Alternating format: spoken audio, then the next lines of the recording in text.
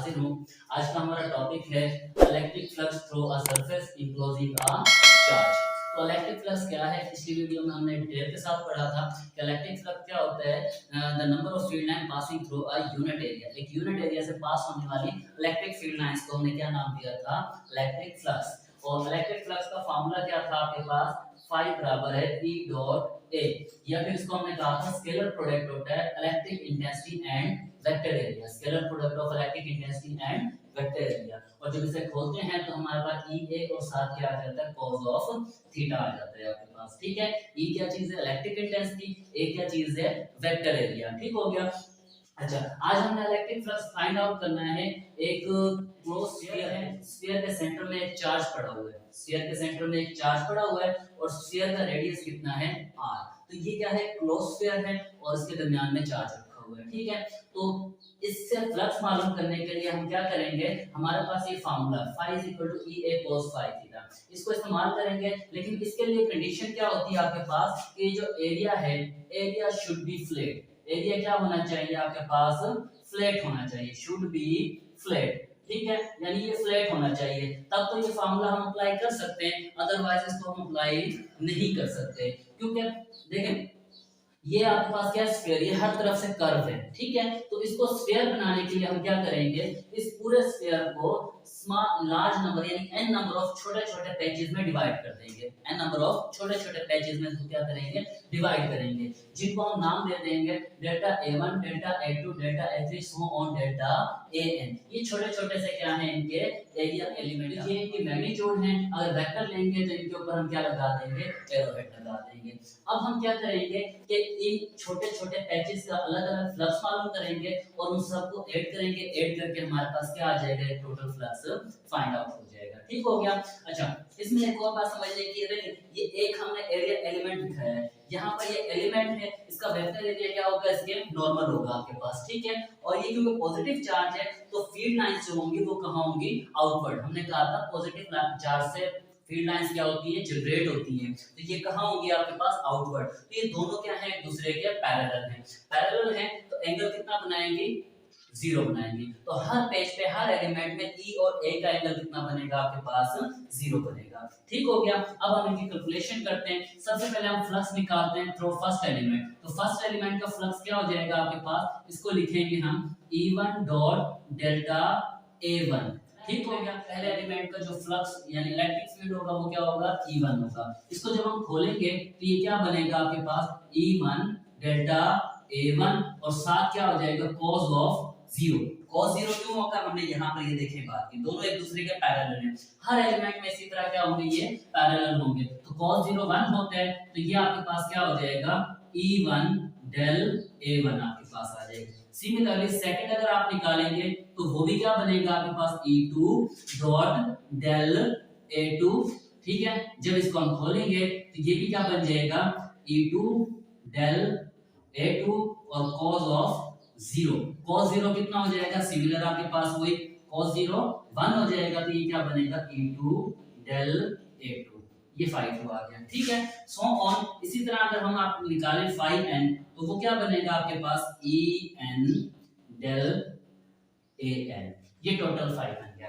ठीक है, हम क्या करेंगे, इन सबको जमा करेंगे, क्या हो जाएगा, phi 1 plus phi 2 plus phi 3 plus so on, last क्या हो जाएगा, phi n आपके पास। इनके वैल्यूज हम अगर पुट करें तो इसका कितना आ जाएगा आपके पास, E1 और डेल A1 जमा E2 और डेल A2 जमा E3 और del A3 plus so on, last में क्या आ जाएगा, En और साथ क्या आ जाएगा, डेल An। ये आपके पास आ गया। अच्छा, अब यहाँ पर एक और बात समझने की है कि हमारे पास इलेक्ट्रिक इंटेंसिटी का हमने फार्मूला पढ़ा था, वो क्या था आपके पास, इसको हम इक्वेशन नंबर 1 का नाम दे देते हैं पहले। तो इलेक्ट्रिक इंटेंसिटी का फार्मूला था E बराबर है हमारे पास K Q over R square. ठीक है, तो इलेक्ट्रिक इंटेंसिटी किस पर डिपेंड कर रही है, R पर। ठीक है, अगर R सेम हो तो इलेक्ट्रिक इंटेंसिटी पर देखिए स्फीयर है तो तमाम पेचेस के लिए R क्या होगा, सेम होगा। तमाम पेचेस के लिए R सेम होगा तो हर एक की इलेक्ट्रिक इंटेंसिटी भी क्या होगी, सेम होगी। तो इसको हम लिख सकते हैं कि E1 की जो मैग्नीट्यूड है वो बराबर होगी किसके, E2 के, और E2 किसके बराबर होगी, E3 के, और सो ऑन, ये सारी बराबर होंगी किसके, En के।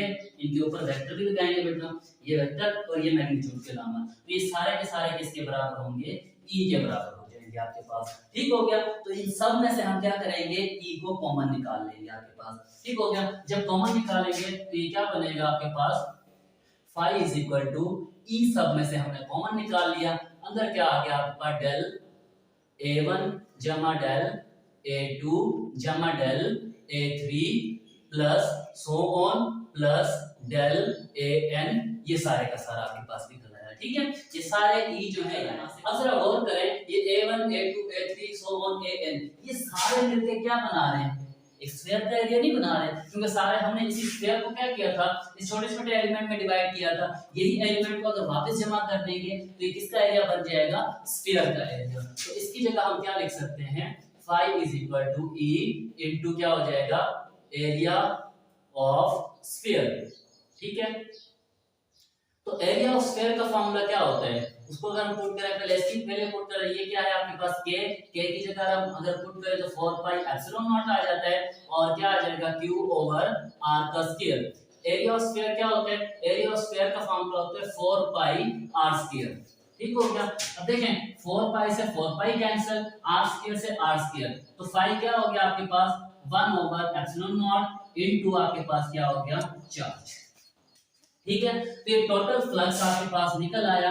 किसका टोटल फ्लक्स है, क्लोज सरफेस, एक क्लोज सरफेस का आपके पास क्या आ गया, फ्लक्स। तो ये फ्लक्स किस पर डिपेंड करता है, फ्लक्स डिपेंड कर रहा है आपके पास चार्ज पर, जो चार्ज हमने क्या किया था, स्फीयर के अंदर एनक्लोज किया था। दूसरा किस पर डिपेंड कर रहा है, ये मीडियम, परमिटिविटी और फ्री स्पेस, इसको हम कहते हैं मीडियम, ये मीडियम पे डिपेंड कर रहा है। यानी फ्लक्स जो है वो दो चीजों पर डिपेंड करता है, चार्ज एनक्लोज पर और मीडियम पर। अच्छा, फिर इससे क्या नतीजा निकलता है कि ये जो फ्लक्स होता है आपके पास, flux does not depend on the shape of the surface, यानी शेप हमने क्या ली थी, स्फीयर ली थी, स्फीयर ली तो ये फ्लक्स निकला। अगर इसी शेप को हम क्या कर लें आपके पास, अगर ट्रायंगल बना लें, ये शेप अगर आपके पास क्या हो जाती है, ट्रायंगल, तो तब भी आपके पास क्या होता है, यही निकलता। अगर इसको हम क्या बना देते, रेक्टेंगल, तब भी आपके पास फ्लक्स यही होता। तो मतलब कोई भी शेप हम ले लें, शर्त क्या है कि वो शेप क्या होनी चाहिए, क्लोज। तो क्लोज शेप होगी तो यही फ्लक्स निकलेगा। तो फ्लक्स जो है इंडिपेंडेंट होता है, यही हमारे पास जो फ्लक्स है वो डिपेंड करता है, depends on the medium and charge, यानी किस पर डिपेंड कर रहा है, मीडियम पर डिपेंड कर रहा है और चार्ज पर डिपेंड करता है। ठीक है, लास्ट पॉइंट इज दैट, अगर हमारे पास ये जो हमने क्या लिया है, तो पॉजिटिव चार्ज लिया है, क्या चीज लिया है, पॉजिटिव चार्ज, अगर इसी के साथ हम सेम मैग्नीट्यूड का नेगेटिव चार्ज भी रख देते हैं, सेम मैग्नीट्यूड का इसमें क्या करते हैं, नेगेटिव चार्ज भी रख देते हैं, तो फिर इसका फ्लक्स कितना होता, ठीक है, तो फिर इसका फ्लक्स क्या हो जाता है आपके पास, जीरो। कितना होता है इसका फ्लक्स आपके पास, जीरो। अगर हम क्या करें, क्रॉस सरफेस में जितना पॉजिटिव चार्ज लेते हैं उतना ही नेगेटिव चार्ज लें, तो फ्लक्स क्या हो जाएगा, जीरो, क्योंकि जितनी ये लाइन जनरेट करेगा उतनी लाइन इसमें क्या हो जाएंगी, इंटर हो जाएंगी, जितनी से बाहर निकलेगी उतनी इसमें इंटर हो जाएगी, तो जिससे टोटल फ्लक्स क्या हो जाएगा आपका, जीरो। तो ये था हमारा टॉपिक आज का। ठीक है, अगर आपको समझ आई हो तो प्लीज लाइक करें, सब्सक्राइब करें और दूसरों से शेयर करना ना भूलें। ओके, अल्लाह हाफिज।